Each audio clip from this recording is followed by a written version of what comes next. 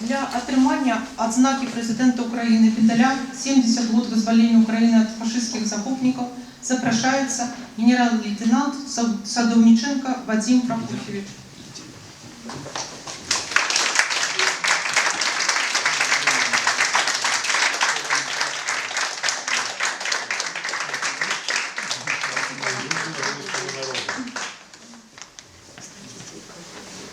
Для отримання відзнаки президента України медаля 70 год вызволения Украины от фашистских захопников запрошується генерал-майор Фень Александр Федорович.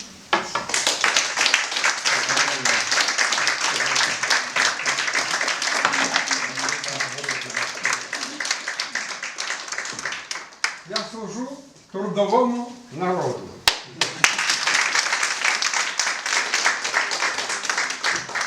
Для отримання відзнаки президента України медаля 70 год вызволения Украины от фашистских захопников запрошується генерал-майор Новиков Сергей Яковлевич.